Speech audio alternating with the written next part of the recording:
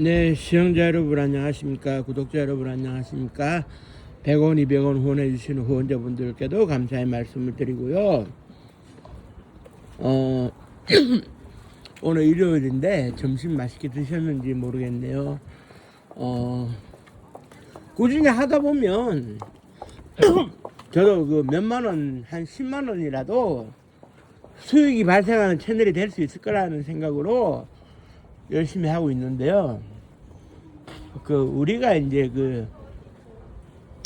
늘상 주목을 받는 것은 늘 이런 생각이었어요. 1945년도 8월 15일 날 일본이 패망을 했고, 그 덕분에 우리가 이제 해방을 맞이했는데, 그것은 결국 뭐냐? 원자폭탄의 산물이다. 그래, 이제 1945년 8월 6일 날 오전 8시경에 이제 히로시마에 터진 투하된 원자폭탄, 그리고 이제 1945년 8월 9일 날 오전 11시 15분에 나가사키에 떨어진 폭탄, 이것이 결국 원자폭탄 이 두 방이 우리나라 해방의 부산물이었다. 이제 주장을 김영석인가요? 독립기념관장이 그런 설파를 해가지고 상당히 논란이 되고 있는데, 결국 결론적으로 말하면 어떻게 되느냐? 미국에서 위임 통치령을 통해 가지고 미국이 대신 지배해 주면 어떨까라고 이제 이승만이 있지도 않은 나라를 팔았다 해가지고 임시정부 대통령직에서도 쫓겨나고. 근데 외교적 독립운동은 한계가 있어요. 상대가 총칼로 지배를 하는데 외교적으로 우리가 힘이 없는데 우리 말을 누가 들어줍니까? 그러니까 독립운동을 하면서 뭐 테러도 있었고 전투도 있었고 광복군의 활약도 있었어요. 그게 제2차 세계대전 태평양 전쟁상에서는 크게 의미를 띈다고 보기는 어려울 수는 있어요. 하지만 이렇게는 봐야 됩니다. 우리가 독립을 하는 이 과정 속에서 이제 어떻게 되느냐? 1932년도 4월 26일인가 4월 28일인가 지금은 노신공원으로 변한 상하이 홍구공원에서 윤봉길 의사가 폭탄을 투척해가지고 시라카와 대장을 격살을 했죠. 그래 이제 이게 격살이 되니까 어떻게 되느냐? 그때 당시에 이제 국민당을 이끌던 장개석 총통이 뭐라 그랬느냐면, 국민당군 100만 명을 동원해도 할 수 없는 일을 조선인 청년 한 명이 해냈다. 그래서 백범 김구 선생과 단판을 지었어요. 국민당이 여력을 총동원해서 임시정부를 지원하겠다. 임시정부가 기사회생을 한 겁니다. 그러니까 그때 이후로 장개석 총통은 뭐 국제적으로 이제 인망도 있었고 그런 인지도도 있었던 상태에서 발언권도 있었던 상태에서 조선은 독립할 가치가 있는 나라라는 것을 전 세계에 설파하고 다녔어요. 그래 1943년도 카이로 선언 당시에 추축국이라고 부를 수 있는 나라들의 일괄 항복을 선언하면서 그들이 가지고 있는 식민지에서 손을 떼도록 요구를 했어요. 당연히 장개석 총통이 뭐라 그랬느냐? 야, 이 새끼야. 조선은 독립할 가치가 있는 나라니까 독립을 시키겠다. 그리고 1945년 포츠담 선언에서도 일본의 무조건 항복과 식민지를 모두 반환할 것을 주장을 하면서 스탈린마저도 조선의 독립은 영구히 보장되어야 한다. 이렇게 주장을 했어요. 물론 카이로 선언 당시에는 루즈벨트 대통령이, 그리고 루즈벨트 대통령이 안타깝게 일찍 사망을 하자 포츠담 선언에는 부통령이었던 해리 트루먼이 나갔죠.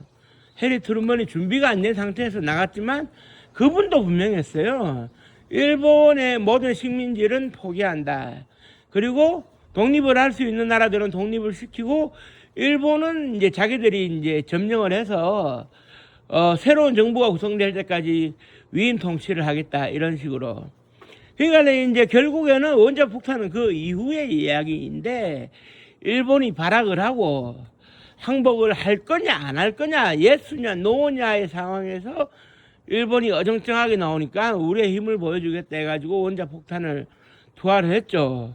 우리 미국에게 버틴다면 이런 결과가 온다는 것을 전 세계에 알리는 결과가 됐어요.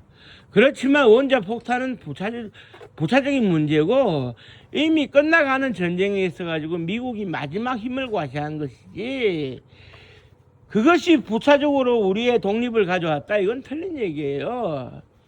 우리는 1905년 을사조약이 체결될 때부터 민영환 선생이 자기를 통해 가지고 혈축도를 남기면서까지 저항을 했었는데 그 이후에 그 독립운동을 위한 그 유무형의 노력이 폄하되어서는 안 된다 이겁니다.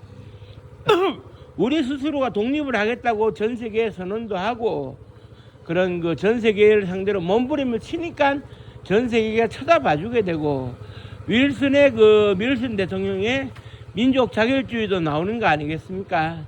그러니까 우리가 가만히 넉넉히 있어 가지고 독립이 되질 않아요. 우리가 우리의 입장을 표명하고 때로는 무장 폭력 테러와 청산리 대첩 같은 대전자령 전투 같은 그런 봉오동 전투 같은 전투를 벌이니까 한반도의 독립에 대한 열의를 전 세계가 알게 되는 거예요. 그런 것이지 이게 뭐 원자폭탄의 산물이다 단순히 그렇게 볼 것은 아닌 것 같아요. 국제 정치 군사 면에서 그런 그 힘의 논리에 따르면 그런 그 뭐라 그래야 될까요? 일종의 원자폭탄이 가지는 의미가 여러 가지로 해석이 될 수 있겠습니다만은 우리의 독립과 결부지어서는 안 된다는 것입니다. 그때 이미 일본은 거덜이 났었고 원자폭탄으로 인해서 꺾이고 말았지만 사실상 힘이 없었어요. 그래 이제 그 엔도 정무총감이라는 사람도 조선총독부의 모든 기능을 넘겨줄 테니 일본인들이 무사히 살아서 돌아갈 수만 있기를 바란다 하고 여운여 선생과 긴급 회담도 하고 그랬지 않습니까? 그건 결국 무엇을 의미하느냐? 일본의 천황의 입장에서는 히로요토의 입장에서는 원자폭탄이 중요했을지 모릅니다. 그러나 이제 중요한 것은 일본 전체적인 분위기나 그런 조선총독부의 분위기는 원자폭탄과 다르게 이미 떠날 준비를 했던 거예요. 이제는 대세는 한국의 독립이다. 조선의 독립이다.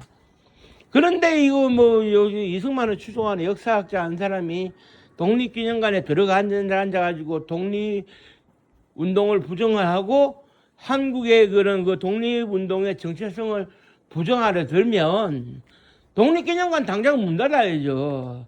저도 독립기념관에서 일했고 독립기념관 출신인데 독립기념관의 관장이라는 사람이 그런 시각을 가지고 있으면 독립기념관 문 닫아야죠. 안 그렇습니까? 그래서 저는 정부 측에 요구하고 싶은 것이 독립기념관장은 보직 해임을 시키고 파면까지도 가야 된다고 봅니다. 헛소리를 일삼는 사람이 삼척동자도 다 알만한 얘기를 헛소리를 일삼는 사람이 독립기념관의 관장으로서 독립운동에 대해 가지고 그런 폄하를 하고 부정을 하는 요런 그거는 이제 일어나서는 안 되는 것이죠. 정말 방향이 거꾸로 가고 있는 건데요. 우리가 이 지점에 대해서 심각하게 고민을 해야 된다고 생각을 하고 원자폭탄은 떨어졌지만 그것이 결코 우리 독립의 부산물은 아니었다라는 것을 강조드리면서 오늘 방송을 마치도록 하겠습니다. 모든 시청자분들께 감사의 말씀드립니다. 고맙습니다.